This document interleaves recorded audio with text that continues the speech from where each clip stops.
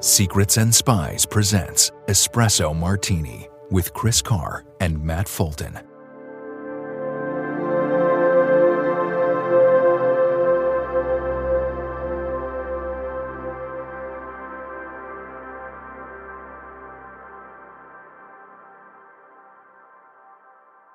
Hello, everybody, and welcome back to Secrets and Spies and Espresso Martini. So, Matt, how are you, and how was your summer break?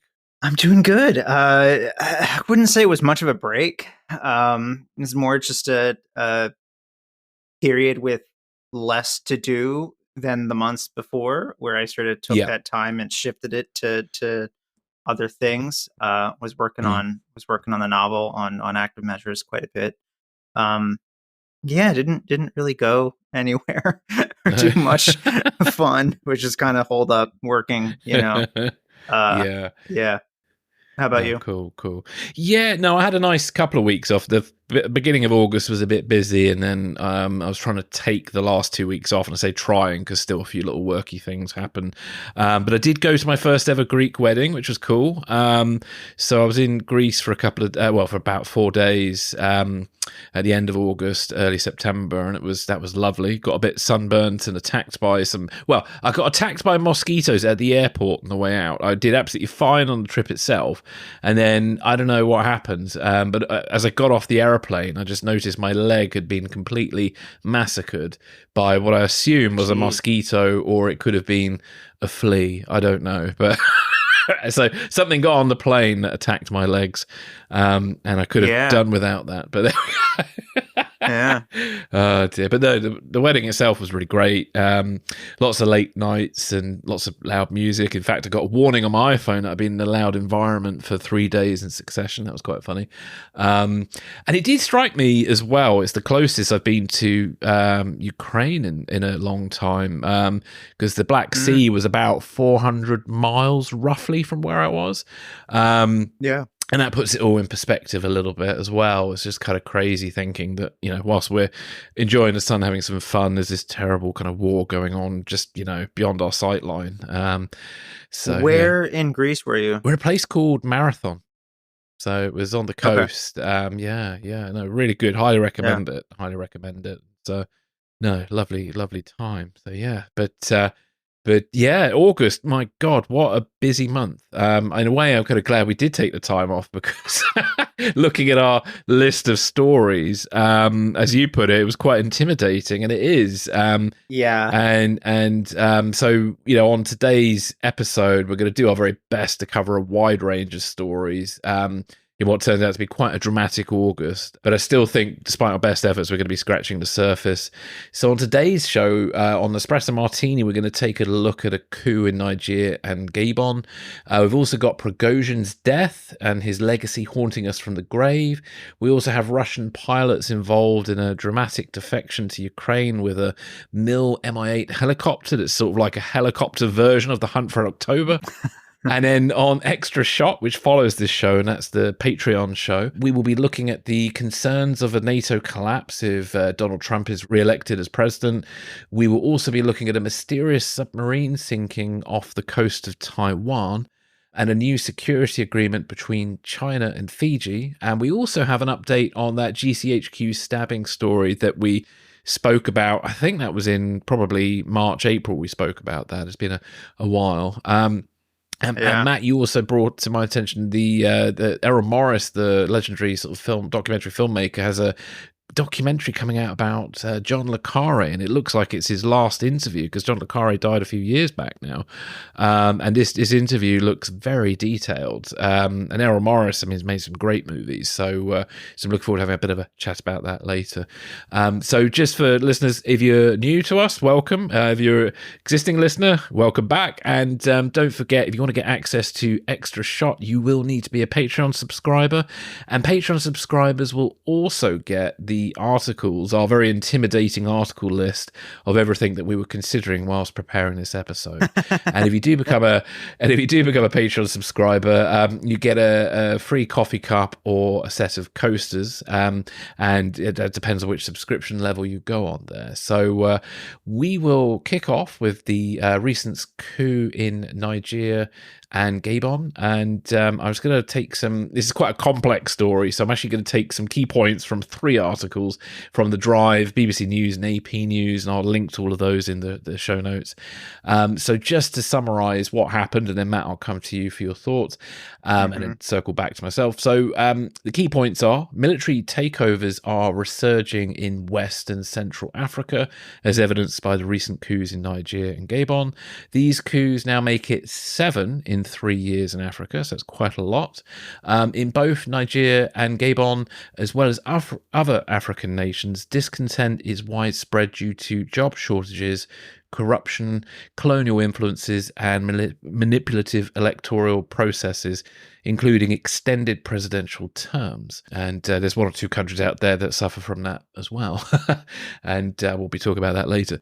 Gabon's President Bongo's controversial 3rd-term election after his father's 40-year rule, amid doubts about his health and leadership, has led to the recent military intervention in Gabon, which was on the 30th of August. And to be honest, I didn't even know that had happened because it was so relaxed on my holiday that I didn't even know that had happened until I was preparing this episode. I was like, oh my God, there's another coup. So there we go, because I was all very focused on Niger. And then previously on the 26th of July, you had the coup in Niger where General Abdur Rahman Chani led a coup against Niger's government and placing President Mohamed Bazoum under house arrest. Niger's stability is essential for counter-terrorism efforts in the Sahel region, and that's counter-terrorism against Al-Qaeda and ISIS-affiliated groups, and also Boko Haram. The ECOWAS, which stands for the Economic Community of West African States, have imposed sanctions against Niger and warned of a possible intervention. They also have condemned the coup in Gabon. So with the potential intervention in Niger, not all members of the ECOWAS or ECOWAS, is that how would you make that? ECOWAS. ECOWAS, there we are. Sounds better in American than English. But that they threatened obviously an intervention in Niger, but not all members agreed. So Burkina Faso and Mali, which are apparently both aligned with Russia, surprisingly have opposed intervention. And whilst Nigeria supports intervention. The US ordered evacuations of non-emergency personnel after the coup, and US troops have been restricted to base operations. The US has significantly invested in Niger since 2012, primarily focusing on counter-terrorism and military training. Notably, some of the coup leaders like Abdur Rahman Chani received US military training. So yeah, and then the Russian government have condemned both coups in Niger and Gabon. Russia's Wagner mercenary group, already active in several African nations, could increase its presence in Niger. Meanwhile, China, with its vast investments in Africa, is closely watching the developments. The instability in Niger and the Sahel region might result in a greater influence from global powers like Russia and China. The Sahel region is already plagued by jihadist violence, as we mentioned earlier, and Niger's destabilization might strengthen extremist factions. Niger had a reintegration program for former jihadi fighters, which now faces an uncertain future due to the coup. The initiative had seen a return of approximately 160 ex-fighters, with many more in the pipeline. Both Niger and Gabon are both resources rich, with reserves of uranium, gold, silver, and then you have diamonds, gold, and also uranium in Gabon. Those are the kind of key points. So Matt, any thoughts on any of that? Well, I think the question that a lot of people have had, at least since this last coup in Niger and then in Gabon, is like what's causing this pandemic of coups d'état in the region. I don't think there's one sort of clear catch-all answer to apply to all of them. I mean, these are all kind of, they're so sort of roughly in the same region, but many of them are former French colonies, which seems to have some role to play in this. I mean, there's a long history of colonialism that stretches back in this region that I'm not really qualified to go into in any kind of great depth, but that's certainly there. The specific reasons behind each coup are sort of different, you know. Yeah. So in the coup in Niger, the commander of the presidential guard was about to be fired. He was going to be sacked by the president, and he sort of decided, okay, well then, rather than, you know, waiting to be fired, why don't I just take control of the country? Yeah. One way of dealing with it, right? It's like, yeah, like you hear like your boss is going to fire you, and you think, okay, I'm just going to go in that morning and just take over the company and say I'm in charge now. Yeah, that's certainly one way to do it. The coup in Gabon is sort of a palace coup, as I understand it. It was a cousin of the current president, who sort of muscled his way in. Have you heard of something called the coup trap? No, I haven't actually. No. So it's a theory, I guess, in the realm of international relations. I don't want to say it's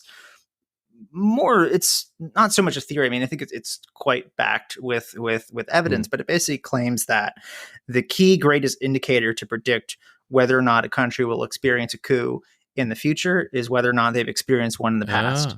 So basically, if you previously experienced a coup, you're a lot more likely to experience one again in the future. And this region has been kind of, you know, endemic with these events over the years. So Burkina Faso has 2 coups in a span of 9 months in 2022. Mali has had 3 coups over 9 years in 2012, 2015, 2022. If anything, I think this trend is sort of reverting to a norm that existed during the Cold War. You know, also at a time when you had a lot of great power competition between the U.S. and the Soviet Union. Like Angola was quite heavily under Soviet influence during the Cold War. You had a lot of these different coups popping up in the region, and then it was sort of after the Cold War, when it was really just kind of the United States out there, you know, unopposed, pushing this idea of, you know, stable democratic governments, passing sanctions on any countries in the region who did have a successful coup d'etat, kind of put a stop to it for a while. But, you know, as we're moving away from that a bit, you know, like Putin famously said, you know, the Cold War was kind of a good thing because you had a multipolar world and it wasn't, you know, just all one global superpower running the show. And that's absolutely what Russian foreign policy under Putin's rule has been trying to achieve since then, you know, bringing back a multipolar world, having sort of competition with the West, with the United States. Yeah. I think if anything, it's a kind of a reversion to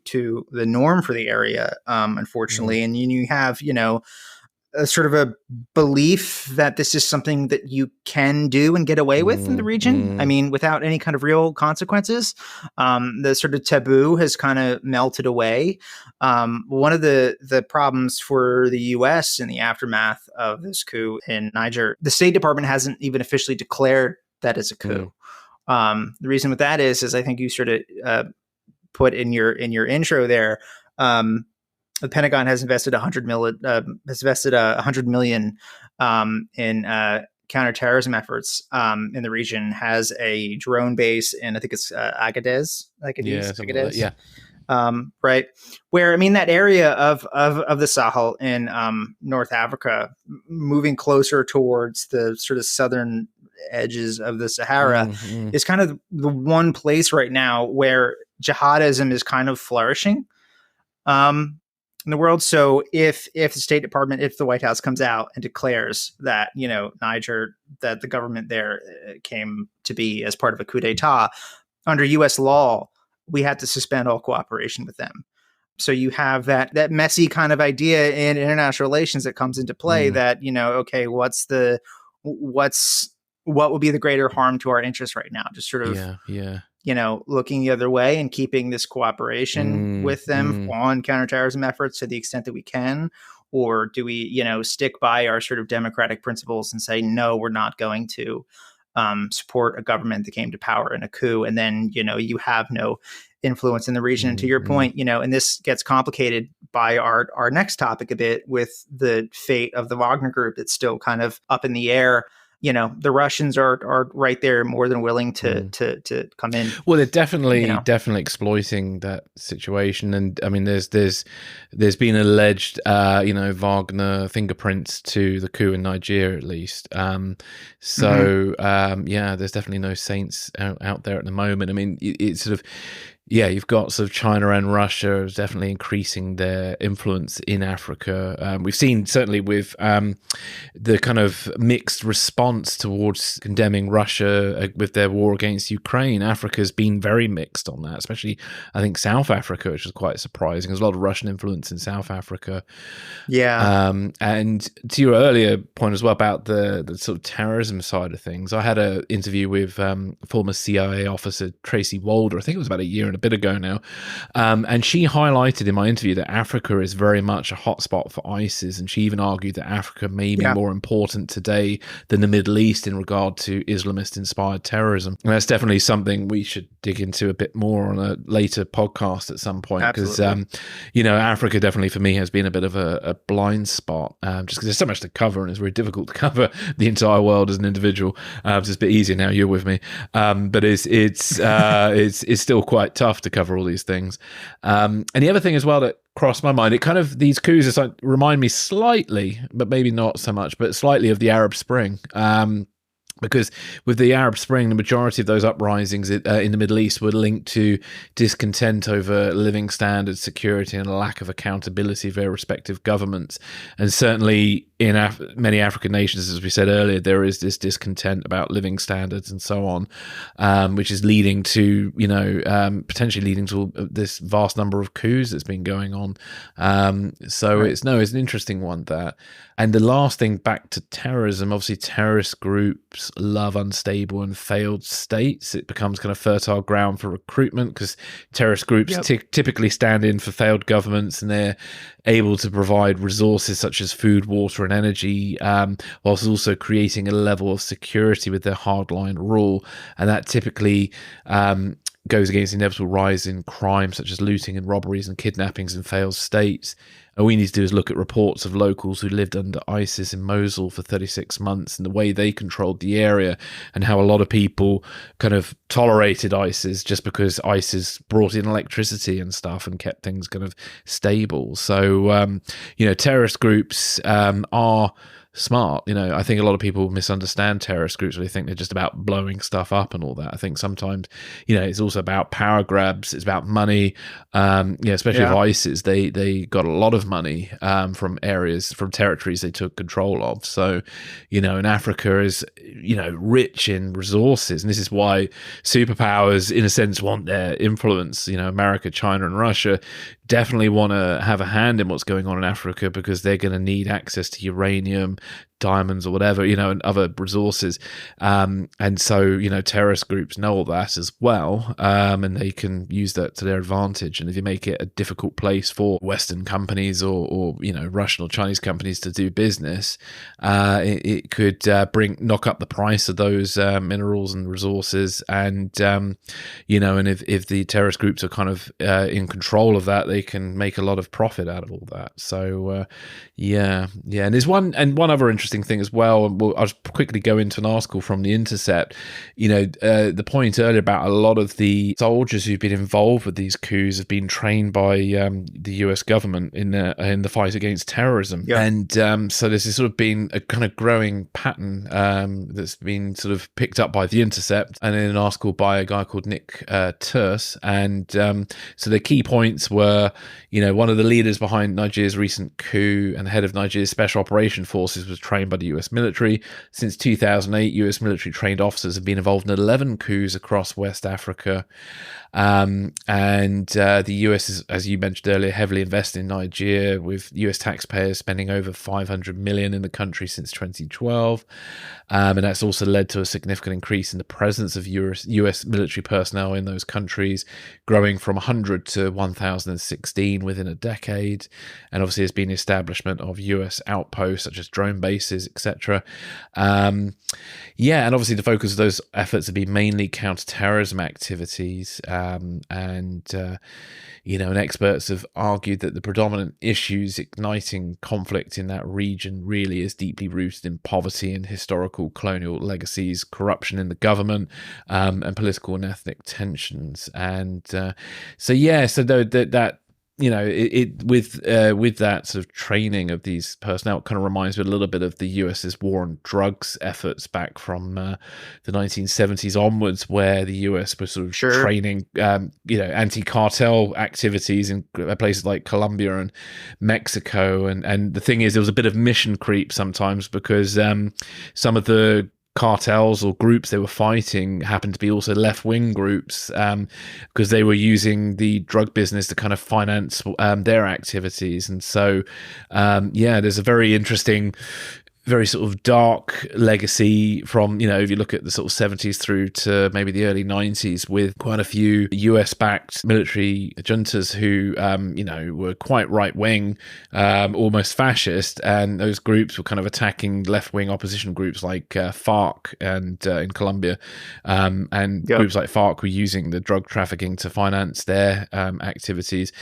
So, it gets a bit murky sometimes when it comes to sort of training troops in places like Africa or South America and things, and it can lead to this sort of local mission creep, as I put it. Yeah, I mean, I think it's also it's worth looking at what the sort of three big foreign powers in the region, what they want. I mean, I think Russia, I think, is probably the most self-interested actor. That like Wagner comes in and basically just provide security to these strong men, bodyguards, props them up in exchange. They, take over mines and kind of just extract these rare earth minerals to enrich themselves. I mean, that does absolutely nothing for the local population there whatsoever. The Chinese, they're interested in rare earth minerals and such to the same extent, but they also do tons of infrastructure development. Yes. Yeah, they do.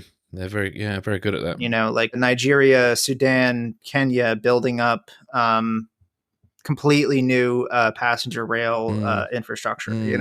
So they do work there that benefits the local population to some extent. I mean, there's various debt schemes that kind of finance these projects that in the long run kind of fuck over these countries. I mean, that's broadly across all of China's development efforts across the world. As far as the United States now, I mean, there's not a whole lot that we want out of the continent. I mean, our sort of interests for the last 20 years have essentially been counterterrorism and security efforts. Yeah. Well, there's one thing I find as well is a very disproportionate focus on American activities in Africa, whilst everybody seems to, and also historical legacies that are problematic, but people tend to forget the kind of current activities from China and stuff that are equally problematic in the region.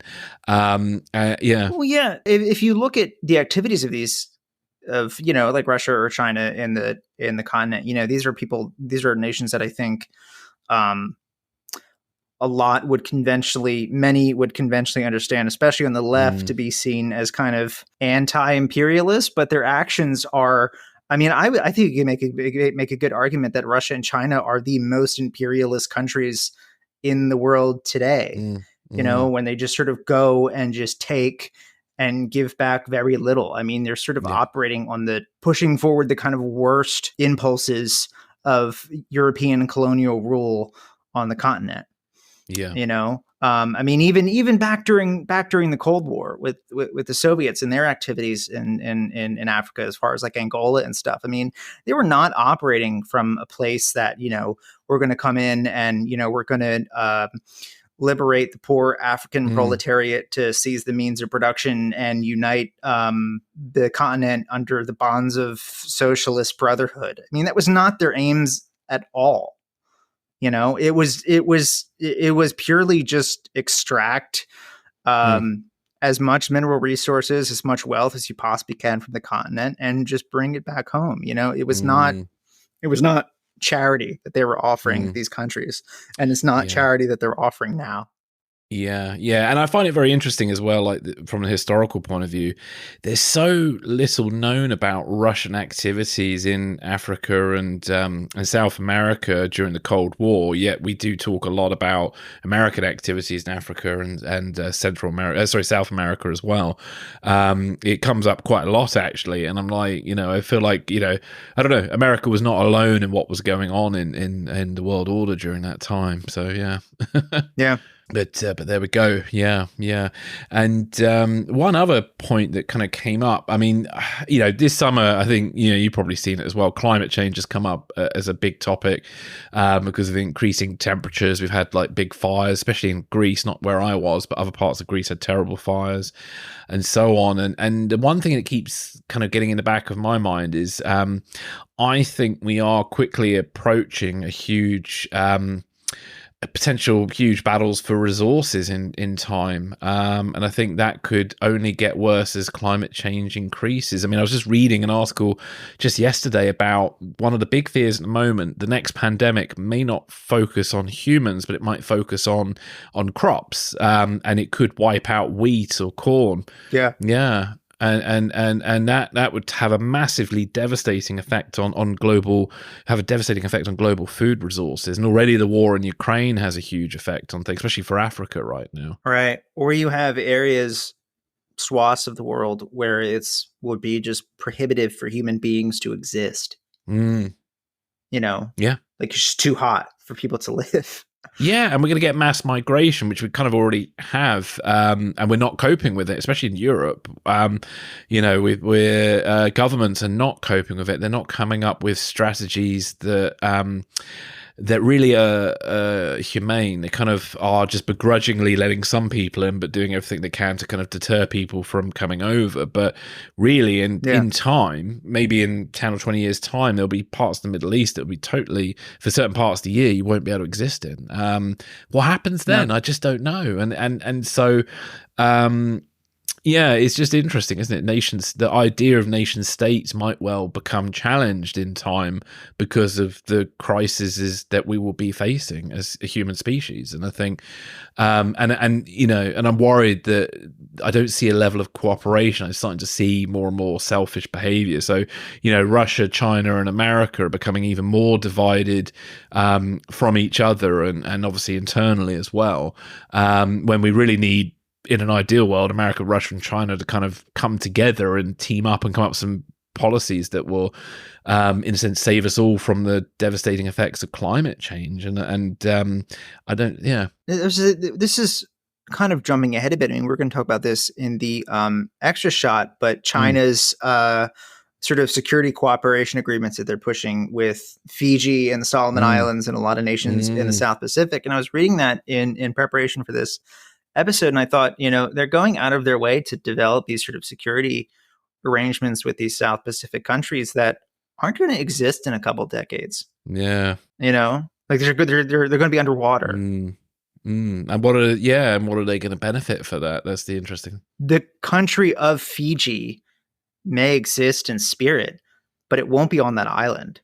It'll be somewhere in Australia that the Australian government, allows Fiji to come in as refugees en masse, and have a territory like you would have like an Indian reservation here in the US. That's what it's going to look like. It's not going to be that island chain in the South Pacific. Yeah. It'll be reduced to being a bar named after it, the Fiji bar or something in Sydney. As the last distant memory of this island that existed. Yeah. I've always got a bit of a soft spot for Fiji because about a year and a half ago, this podcast was number one in political. I think it was news and political comment section on podcasting. It was number one in Fiji, and for 1 week, it was number one in Fiji. They always made me. I've always liked that, so I've got it as a signature of my email now. It's like we were once the #1 podcast in Fiji, but there we go. So have a soft spot for Fiji. So I need to visit before what you describe happens, which I hope doesn't happen, but it could. So I think we'll segue into a very important story in recent weeks, which is the death of Wagner boss and failed mutineer Yevgeny Prigozhin. And it was an interesting piece from the conversation that segues quite nicely into what we were just talking about here, and it looks at his death through the lens of Putin's motives in Africa. So I'll kind of go into those key points, and then I'll come back to you, Matt. And then there's another section we'll talk about as well, where Prigozhin haunts us from the grave. So it's two interesting Prigozhin bits here. So obviously, Yevgeny Prigozhin's assassination marks a pivotal moment in Russian-African relations. As the leader of the Wagner Group, Prigozhin played a crucial role in advancing Russian influence in Africa since 2017. The Wagner Group, comprised of multiple shell companies, has been responsible for various destabilizing activities across Africa, including paramilitary operations, disinformation campaigns, and political interference.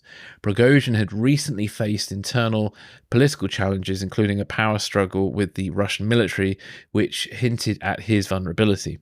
The Wagner Group under Prigozhin's leadership supported many African authoritarian leaders, increasing their dependence on Russia. Whilst the group's influence is vast and lucrative, Prigozhin's death poses challenges for Russia.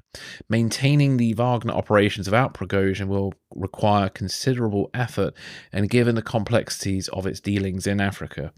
Furthermore, any direct involvement in Wagner operations by the Russian government will eliminate any plausible deniability, exposing Russia to greater scrutiny and a potential backlash for Wagner's controversial activities, which includes numerous human rights abuses. Wagner's influence is deeply entrenched in several African regimes, many of those which are reliant on Moscow's backing. However, Russia's declining value of Africa is becoming more evident. Actions such as Russia's withdrawal from the Black Sea grain deal and the bombing of Ukrainian ports negatively affected Africa, revealing Russia's indifference to the continent's interests. This diminishing appeal is underscored by the decreased attendance of African heads of state at a recent Russian-Africa summit. Furthermore, the circumstances surrounding Prigozhin's death might also lead African leaders to reassess their associations with Russia, given the potential risks and uncertainties there. So, Matt, before I come to you for your thoughts on all this, I have a question for you. Where were you when you first heard about Prigozhin's death? I was at home. I forget what I was doing, but I was doing something completely unrelated, and then just sort of saw, like, on my phone, like Prigozhin killed in, plane crash, and did like a double take on it that I was like, oh shit. And then I think I immediately sent it to you. Yeah. I was just like, I think there was a minute there that I was like, should we like hop on and record something real quick? But I don't know, we're off and we're not CNN, and I don't know, but really just, I mean, it's something that like you kind of knew it was coming, but to actually see it happen, and to happen in that way, is not what I would have expected. Yeah. No. Well, yeah, it was, I call it a contra-zoom moment. And what I mean by that, for people who don't know what a contra-zoom is. So a contra-zoom is where the camera, so it's Jaws. Do you remember that scene in Jaws where Roy Scheider's on the beach and he's relaxing, and then suddenly somebody, I don't know, screaming in terror because there's a shark, and he stands up and the camera does this weird effect where it's moving physically backwards but zooming in. It kind of does this effect where the background changes. And so for me, every time I have a bit of shocking information that I come across, I kind of in my head imagine a contra-zoom happening. So I call it a contra-zoom moment. And literally, I'd just come out of this 50th anniversary screening of the film Serpico, which I'd been enjoying as part of my holiday. And I think that's where I got your text. I was in central London. And I was like you, I was just very tempted to cut my holidays short and jump back on the air with a special. But I kind of felt to myself, well, I didn't really want Putin to ruin my holiday because he's already done enough damage. Well, the situation was so so fluid. Yeah. I mean, there wasn't really a lot that we knew. No, exactly. And there's still a bit of murkiness around it. I mean, there's all sorts of conflicting reports of what may have downed his plane. I mean, I read one thing somewhere where apparently there was a guy who was wanting to buy the plane and had a very extensive look around it. Then there was somebody else who was related to one of the stewardesses who died on the plane, because it wasn't just the Wagner employees who died on the plane, or bosses. It was also this, the poor cabin crew and the pilots who died. And apparently one of the stewardesses had mentioned that some engineers had been, going around the plane prior to takeoff, which was apparently unusual. And then there was also talk of like a missile hit the plane, which to me then had echoes of MH17. And I thought there's some kind of interesting poetic something there. But yeah. So Matt, I mean, sorry, I'm banging on a bit. What are your thoughts on Prigozhin, his death and his role in Putin's agenda in Africa? I think, well, in general, just speaking about his death as a whole, I think the manner in which it was done is very important. Yeah. As, by far the most public, blatant assassination that Putin has done. First one that I'm pretty sure, the first one that I'm aware of that's someone directly kind of in his inner circle. The various other assassinations have been defectors, political dissidents, people that were criticizing him. I mean, Prigozhin launched a mutiny and was marching on the Kremlin, but was still kind of in his inner circle, a stressor to the right of him. But wouldn't call him opposition really, but that so of a public way to get rid of him, I think it just demonstrates a message to the rest of the Russian elite that, like, if you try and you miss, this is what happens to you, And I think, I don't know if I was talking to you about this on the day of or someone else, but basically said, in a kind of grim way, I think this is a good thing that he's gone. I mean, I remember saying when we talked right after the mutiny that I think there was a desire of people in the West to see, someone marching on Putin, openly opposing him, and the chaos and stuff that incites, he's weaker now, that's a good thing. And it's not. You don't want these different sort of competing poles, groups within Russia,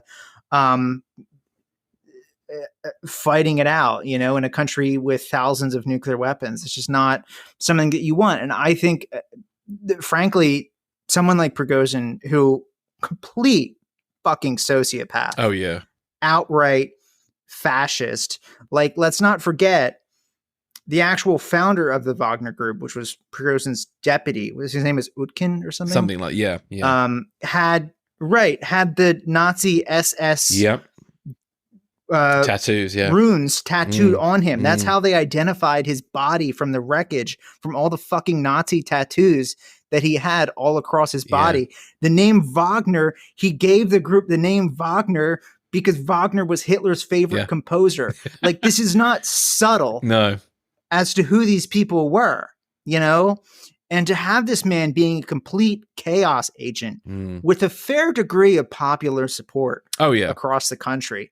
I mean, Russian public opinion is kind of impossible to gauge right now, but safe to say he had a large, and still has a large degree of popular support. That man running across the country, just inciting chaos and instability, is not good, and ultimately, I think it's by and large a net positive that he is gone. As far as Africa, I sort of forget where we were going with that. Yeah, no, don't worry. I mean, I mean, I think I'm with you. I mean, I think the question of Putin's future, I think, is an interesting one, because I'm 50-50 on this. You could argue, like you have, that Putin has solidified his power by killing Prigozhin and would put off any would-be plotters waiting in the wings. And Putin, like Stalin, I think you put it this way, like Stalin, will die in office, and there'll be a scramble worthy of a follow-up film by Armando Iannucci. So it'd be the death of Putin rather than the death of Stalin this time. And that's the thing. So with that scenario, will the death of Putin lead to that very instability you would talk about with different factions? Because Putin's now, hasn't really created a legacy that's obvious. Maybe he has. Maybe there is some succession plan, but I don't see it. So when Putin does eventually die, if he dies in office and all that, then there still could be that horrible power grab with nuclear weapons all over the place later on. But back to Putin's future for a moment, I think also the other side of my 50-50 is he might have overplayed his hand by killing Prigozhin. Because Prigozhin, as you mentioned, had this very popular following. With that mutiny, I think, quite frankly, had Prigozhin been more ambitious, it could be he who's in the Kremlin right now and Putin 6 feet under. And I'm wondering... I think he could have... Yeah. I think he could have done it. Yeah, I think he could have done. I don't think he realized... I don't think it was his intention, but I think he could have done. And probably his final thoughts on the plane as it was tumbling were, fuck, I should have got into Russia.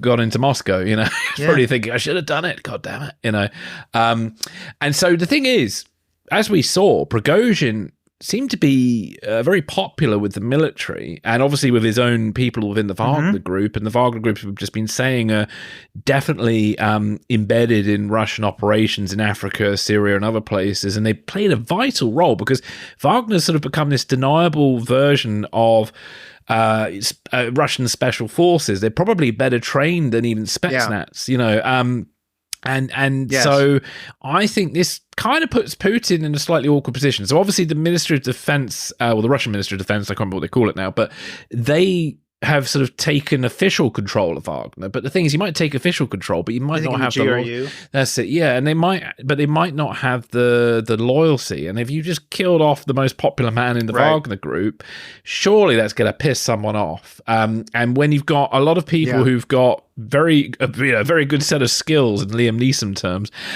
with a lot of weapons. I don't know. Does that make Putin weaker? I'm not sure. It's so 50-50 because, as you're saying, Putin has sent this message. He does kill his opponents. I mean, he killed Boris Nemtsov. He got him shot right outside the freaking Kremlin, for crying out loud. So Putin will kill. And I will say as well, there are some people out there still who are like, they've suddenly got all this sort of doubts about, maybe Putin didn't do it and all this sort of stuff. And for me, frankly, with all the murders I've seen connected to Putin, I'm kind of putting he's guilty until proven innocent, frankly. And there are people out there who still think you can do deals with Putin and all that sort of stuff, and you can't. Putin is a self-created figure from a Mario Puzo novel. I think he's probably read way too much of The Godfather. And he's a bit like there was a comedy character in a TV show years ago in England about this guy who lived in a block of flats in London who thought he was the Godfather, and so he just acted like the Godfather, but didn't really have the clout of the Godfather. But so Putin's a bit like that, but he's a very dangerous man and ruthless and duplicitous, and I just don't think. I think from a political point of view, it's very difficult to know how to deal with him next, and to just take this sort of attitude of, as I call it, this early 90s attitude of, the Cold War's over and, Putin may not have done it. Oh, maybe we could do a deal with Putin. Bullshit. You can't. The man is ruthless. Yeah. Well, touching back to Putin's succession quickly, I think if he dies in office, and I still think the most likely outcome for him is he dies in office at some point in the future, years from now. If and when that happens, and there's no succession plan in place, that's a problem. And you do have the serious risk of internal kind of infighting happen. If you have a succession plan in place, the issue with, I think, him putting a succession plan in place, to do so would be to tacitly admit that he is mortal and that his reign will not endure for all time. Yeah, and authoritarian leaders don't like that. Right. And once you name a successor, that named successor has a fair bit of clout, and you have to ensure that that named successor has, the clout and the political backing, and most importantly, the firepower to ensure that they are actually able to hold on to the Kremlin after Putin is gone. And in order to do that, you imbue that designated successor with a fair degree of power second only to your own. And that inherently creates a threat to Putin while he's still in office. It's a really hard thing to do in that situation. And if you are Putin and you're completely self-interested in your own rule and your own power over this country, and, you know, taking 50% of all the oligarchs' profits and everything, once you're gone, do you really care what happens to the country? Yeah. It's not your problem anymore. No. You know, if you're totally self-interested in me and my wealth and my massive mansion on the Black Sea and the stripper poles in the basement and, you know, the armored trains and shit, once you're gone, who cares? Yeah, you can't take your toys with you, as far as we know. So yeah. Yeah. I don't know. But as far as Wagner now, I think it's unclear. I mean, yeah, I think Prigozhin enjoyed a lot of popularity in Russia, and certainly still does. The extent to which that would prohibit his fighters from following the Ministry of Defense, if they are put under Ministry of Defense control, I'm not sure. I think, you know, I think the sort of prevailing belief among Russians is, who's going to pay me? You know, who's going to help me provide for my family? I think a lot of these people aren't ideological at all.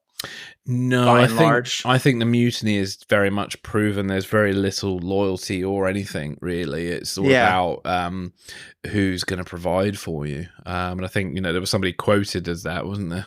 Yeah, and if the Ministry of Defense is going to do that, then okay. I mean, there's an irony in so far that Prigozhin's mutiny was largely instigated because they wanted Wagner forces to sign a contract with the Ministry of Defense.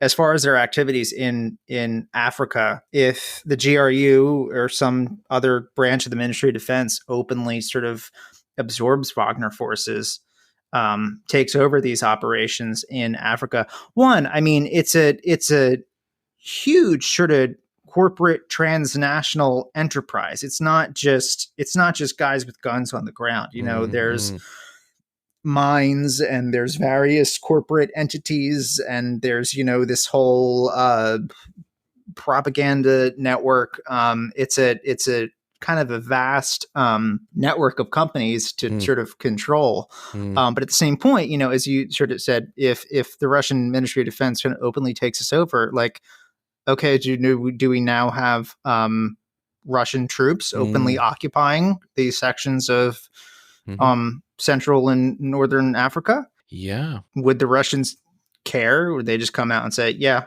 we are? So what? Well, it's interesting. After the mutiny, it was the first time the Russian government formally admitted that the Wagner Group was an entity of theirs.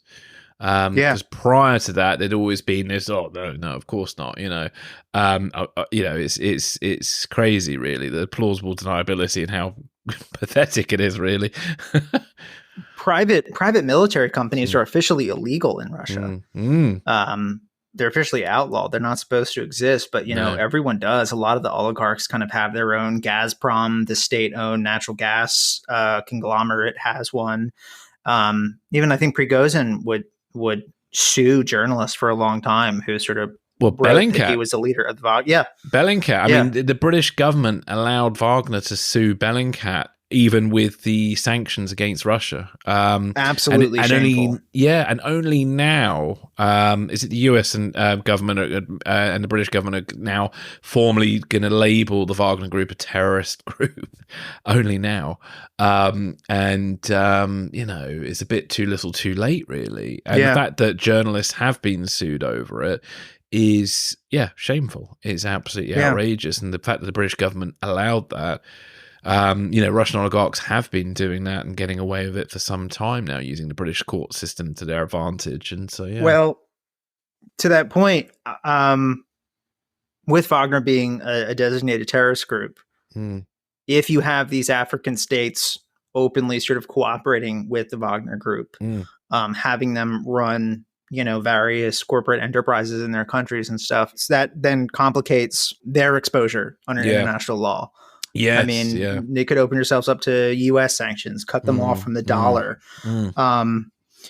and then you kind of have the choice to make. Do I want to keep these, Russian goons stripping my natural resources dry in exchange for their, protection, or do I want to be able to access the international banking system? No, indeed. Well, one quick last piece on Prigozhin.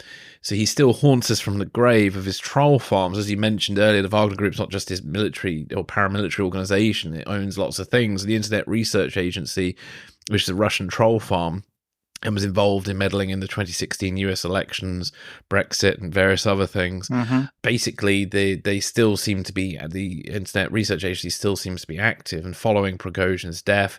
Pro-Prigozhin accounts on the social media platform formerly known as Twitter, now known as X, which is the how we mention Twitter's name these days, continued promoting. So on Twitter, these pro-Prigozhin accounts continued promoting positive narratives about him, with claims that the Wagner Group, which he led, would remain active in Africa. And even conspiracy theories emerged that Prigozhin might still be alive, or blaming the West for the plane crash, classic. And I'm surprised that they didn't talk about the proximity of the plane to Porton Down or something. Which is the kind of classic sort of stuff. Somehow Britain's responsible for it. So it was a rocket strain of COVID from Porton Down that took out the plane or something.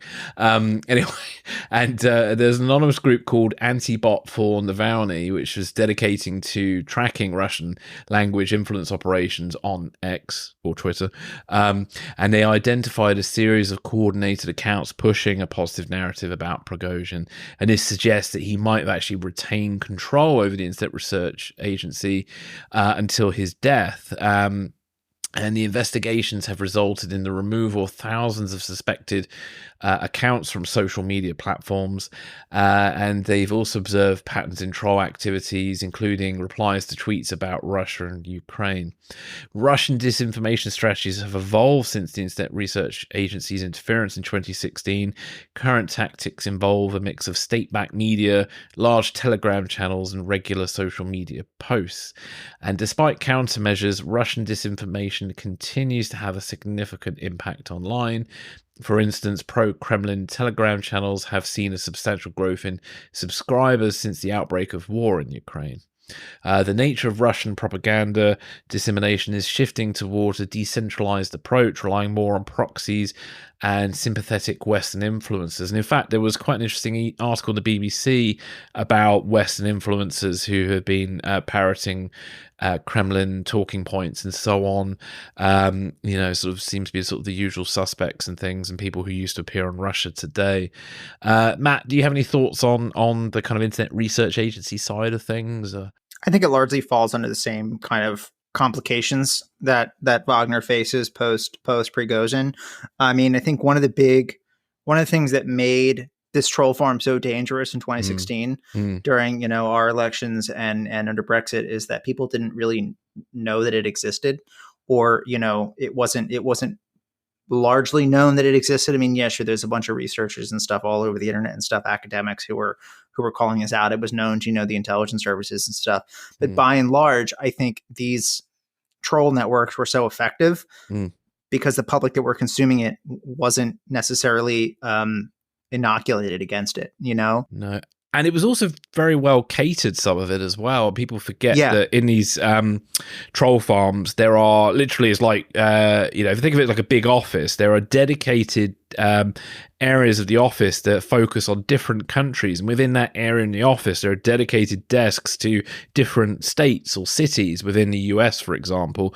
And then those individuals, their task in their daily operation is to understand the culture of the country and even the city or area they're focusing on, and look for the kind of niggles, the points of contention, and find strategies of ways to exaggerate those points of tension. Yeah. I think it's just helpful in general that the public is sort of aware that these actors are out there. I mean, I still think, I've said this before on here, that I think media literacy is just absolute shit. Yeah. Massively. Yeah. Like, I've been, like we were talking about before we started recording, there's that fugitive near me in Pennsylvania who's on the loose. I've been like obsessively following it. He's not near me, but I just find it interesting. And seeing some of the tweets that people are saying about it, just the dumbest things that you could possibly imagine. Like the sort of willingness of people to be like, I have no idea what's happening here. Like there's a lot that we don't know about the situation. Therefore, I'll invent the most baroque, complicated explanation for it possible and say that that's definitely what it is. You know, like there's some weird thing up in the sky that I don't know what it is. Therefore, it must be a spacecraft from an intergalactic species that's here. Like, no, you don't know what it is. Because you don't know what it is doesn't mean it's the most complicated explanation for it, period. I don't know. I think to the extent that you will see interference, to the extent that you will see that interference in our elections going forward, I think it'll be stuff along the lines of AI. It won't be exactly sort of like what we saw in 2016. It'd be interesting to see whether Prigozhin's death does have an effect on those troll farms or not. Who knows? It may have a negative effect or a positive effect. I don't know, because I think, as we'll talk about in an extra shot, there are obviously concerns about the US elections at the moment. It feels like I don't know. It just feels like a knife edge again. And I think it's definitely, we've said this before, Putin's definitely wanting to hold out in the war in Ukraine as long as possible to see what the results of the US election will be, because I think he's in the belief that if it's Trump or someone with Trump's ideology that seems to be very pro-Russia, because Russia promotes itself as this sort of the savior of the white Christian world and presents itself as sort of anti-woke, which, is this sort of woke hysteria going on still on the internet and on right-wing circles. So, Putin wants somebody who thinks like that to win the next US presidential election, because then they're most likely to benefit Putin. And I can imagine there's going to be, I think Putin probably believes his political future probably hangs in the balance with those troll farms. I think, we're going to see an awful lot of stuff. Yeah, I think it does. So it's worrying. So I don't know. I mean, I've never seen Putin as stupid. I don't think he will blow Prigozhin out the sky without thinking it through. Considering it took him a few months since the mutiny, he's not being quick about it. I don't think he's stupid. I think he's misinformed. He's ill-informed. I think he's gotten to a place where he's so isolated that he got high on his own supply and he earnestly began to believe his own propaganda, which, has been his downfall in Ukraine, that he honestly believed that, there's some Banderite fake idea of a country that would just immediately implode the minute his paratroopers dropped down onto Kyiv, and that didn't happen. Well, he's created a situation where, frankly, if anybody doesn't say what he likes to hear, they're going to get in trouble. And that's a problem for anybody. Yeah, it is. They I think somewhere once somebody said that about the George Lucas prequels of Star Wars, that George Lucas was surrounded by too many yes men, which led to some very poor creative choices. But I'll leave audiences to decide whether that's true or not. But we've got one final story before we move on to extra shot. So I'll just go through it quickly. And it's all about this Russian helicopter crew, well, not the crew, but the pilot who defected to Ukraine. And I'll summarize this sort of great article that's from The Drive's War Zone by Howard Altman. So in a nutshell, a Russian helicopter pilot named Maxim Kuzminov defected from Russia to Ukraine on August 9th after a secret 6-month plan with Ukrainian intelligence services. The helicopter landed at a prearranged site in Ukrainian territory, and Russian forces reacted by trying to shoot down the helicopter. On top of that, the 2 additional crew members had no idea of the plot, and when the helicopter landed, they tried to resist Ukrainian forces. During the defection, the Mil MI8 helicopter was fired upon, and Kuzminov, the pilot, was wounded. Upon reaching Ukraine, Kuzmanov claimed safety, and he got a monetary reward and a new identification for him and his family.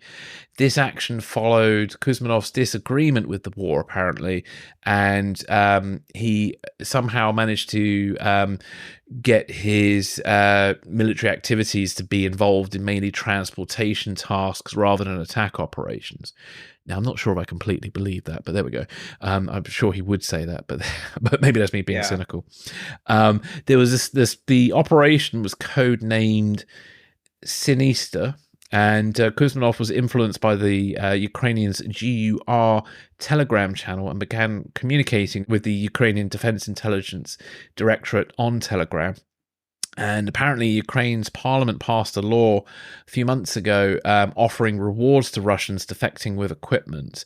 And so Kuzmanov, his rewards would have been something in the region of $500,000, but the exact amount has not been mentioned. Now, $500,000 for a Mil MI8 helicopter is actually pretty cheap, because those helicopters on the market, I did a quick Google to see what they cost, and apparently they're $8.5 million. So $500,000 for an $8.5 million helicopter is pretty good going, actually, because I know there's a lot of criticism at the moment about how Ukraine are perceived as spending money and stuff. There was some debate about the choice of pistols that Zelensky's bodyguards were using, because they were like $4,000 each or something. so there's all sorts pistols? Well, they were these oh god, I can't remember the make right now, but they were these sort of custom kind of competition pistols that looked like an alien. And they're supposed to have a very low recoil because of I think the barrel's fixed or something like that. So it's a very specialist pistol, and it did cross my mind of whether or not a target pistol is a good idea in combat, because at least something like a Glock or a 6 Hour is very well tested and been used by the security services around the world. I mean, all over the world forever. Yeah, the Glock is kind of the gold standard. I mean, the US Secret Service have now moved to Glock from 6 Hour. So you would have thought Zelensky's bodyguards would have followed suit with that, but instead they're using this very advanced pistol that's about $4,000. I'll get the make of it and bring that up on Extra Shot in a minute.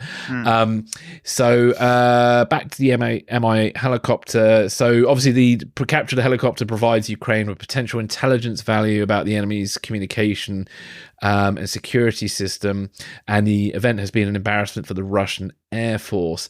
But the thing is, the fate of the additional crew members is the murky bit of all this, because they were killed trying to resist the Ukrainians. Now, I don't think the Ukrainians killed them in cold blood or anything like that, but it's kind of a bit unfair on the defecting pilot to steal a helicopter of 2 crew members, and then they get killed by the end of it. It's not quite what happened in the Hunt for October. At least they faked a nuclear crisis that caused the crew to get out. But I don't know. I mean, obviously, defecting with a helicopter is not exactly an easy thing to do. And if it would arouse suspicion that you didn't have your crew with you, or if you try and recruit your crew, you put yourself more at risk with this defection. But it's the bit that strikes me as a little bit murky and makes me feel a bit uneasy about it. But that's the world of intelligence, isn't it? So, Matt, do you have any thoughts on this? I felt that too about the crew. So, I mean, this pilot was the only one who sort of had this arrangement with the Ukrainian GUR. The Ukrainians got his family out of Russia to Ukraine before this happened. So his family which was is pretty safe. amazing, actually. Yeah, very impressive. And also just sort of classic spy stuff, really. So they got his family out ahead of time, and then he, brought the helicopter over. And I think the MI8, that airframe has been in operation all around the world since like the 80s, so I think it's real intelligence value is in the electronics. There's some pretty sophisticated countermeasures, electronic countermeasure systems that were on there that would certainly be of interest. I would guess the encryption modules on the radios would be very valuable. It was also carrying spare parts for 2 models of Sukhoi Russian fighter aircraft. So that's of interest. And our National Air and Space Intelligence Center, I'm sure, is all over that. Probably actually physically has that equipment. and is like reverse engineering it to understand how it functions. But yeah, so this helicopter landed, and then I mean, it's reported in this story here that the other 2 crew members who had no idea of any of this, tried to run away or weren't about this operation at all. And it says in a kind of a roundabout way, but the Ukrainians killed them because they didn't want to defect. And yeah, it is kind of, I mean, the pilot had his family out of the country, like already safe when he did this. The other crew members didn't, they still had family back in Russia. So they were not making decisions on the same level playing field. Like they just weren't. No. Well, he was in a sense playing God with them, wasn't he? In a way, I mean, to put it sort of very cruelly, it's how do you? This is the interesting side of spying, isn't it? When you have to betray your colleagues, and I get his political conviction because Russia is doing appalling things at the moment. Yes. And obviously these poor crew members are basically going to be a footnote in Russia's terrible recent history in Ukraine, with the hundreds of thousands of people they've killed or could kill. But at the same time, I don't know, it's something that makes me feel a bit uneasy about that. But, that's probably why I'm not an intelligence officer. So. I mean, yeah, I think if you're, I mean, ultimately, if you see this operation as a net positive, which I do. Yeah. You're still able to feel kind of uneasy about the details as far as these other crew members were concerned. I mean, anyone who's not a sociopath, I think probably will. And you're right to feel that way. Even if you're listening to this and you hear these details and you're like, that's kind of messy. You're right to feel that way. But I mean, I think this is also a perfect way to illustrate the messiness of the intelligence business and the messiness of the reality of war. Yeah, I mean, that's the business. That's the business. It is. Yeah. I think something that's interesting to me is that the Ukrainians seem to see this operation as a more valuable in terms of its propaganda.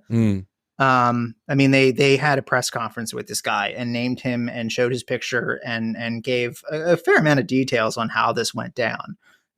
So they clearly see that putting this out there is probably of greater value to them than the electronics, the spare parts on the helicopter. I wonder then, though, this pilot, has a target on his back for the rest of his life. Yeah. You've seen what the Russians do. You've seen what the Russians do to defectors. I mean, Putin has said in interviews before, like, what's the one thing you can't forgive? And he said betrayal. He better grow a beard fast, doesn't he? Seriously. And especially in Ukraine, the Russians can reach out and touch you. Yeah, that's something that is a concern of mine, that I wonder if this guy really thought through the risk that he's going to be living under for the rest of his life. Yeah. Maybe he hopes the risk is diminished if Putin's defeated. Maybe that was his thinking. I don't know. I mean, I would think whoever would replace Putin is not going to be like, oh, it's fine.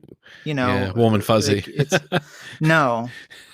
And I wonder if it would have been better for them to not so publicly put out who this guy, what his name is, that we have his parents in Ukraine. Here's his picture. If it would have been better to have to stage some sort of thing that made it look like, he tried to defect and the Ukrainians shot it down and he's killed, and he can live under an assumed identity somewhere. Like the 100th October, where they pretended they sunk the submarine. Yeah. Yeah.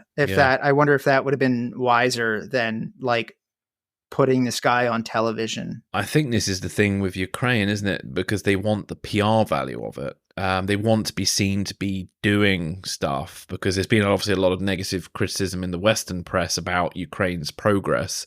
And I think because they're concerned about, diminishing Western support and stuff. And I think they need to be seen as doing things. And also, I suppose they want to encourage other defectors too. This guy is the poster boy with 500 grand or more, plus your family relocated somewhere nice.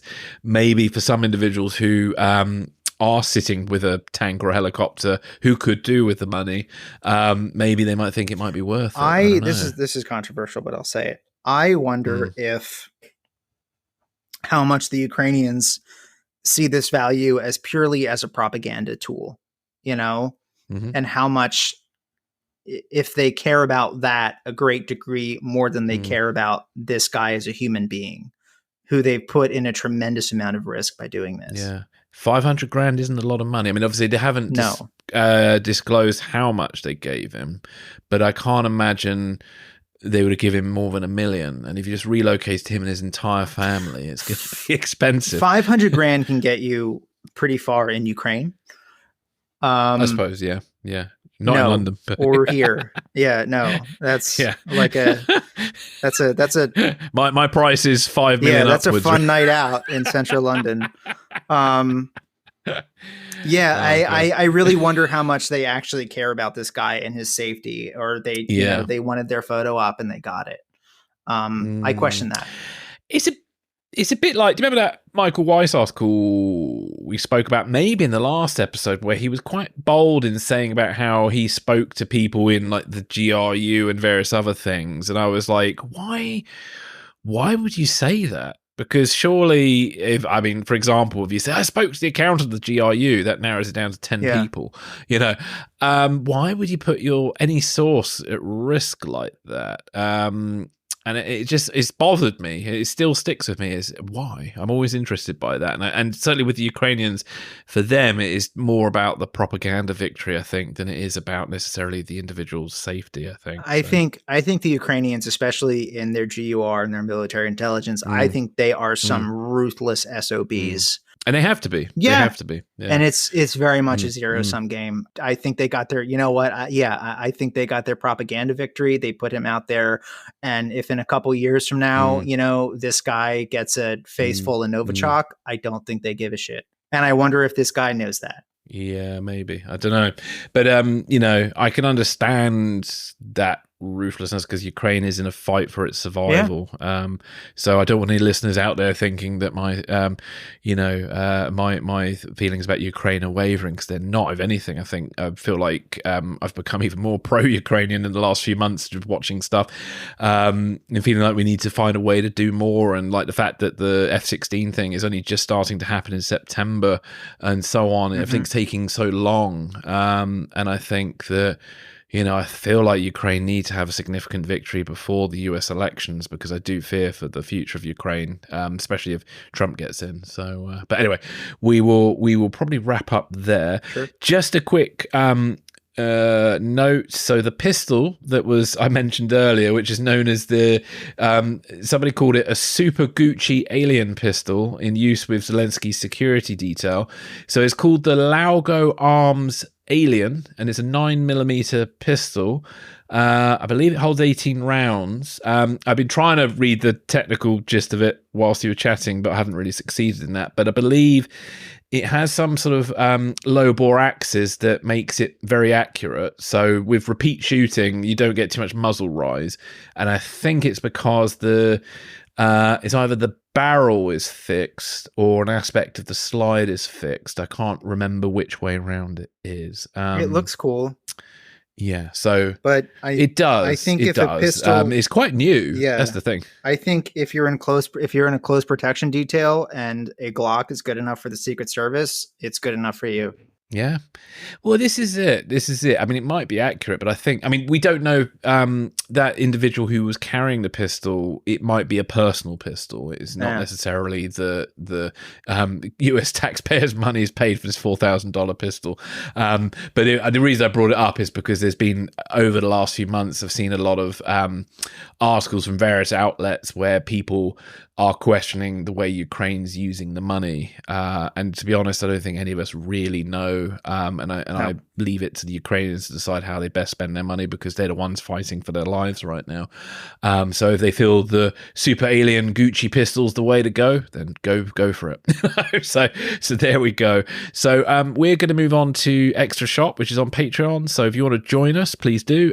You just need to go to patreon.com/secrets and spies, pick a subscription level that works for you, and you'll either get a set of coasters or a free cup, and you'll be able to hear us on Extra Shot and also previous episodes. So so we will see you over there. For those who are not coming with us, thank you so much for listening, and we look forward to catching you on the next Espresso Martini. Bye, guys.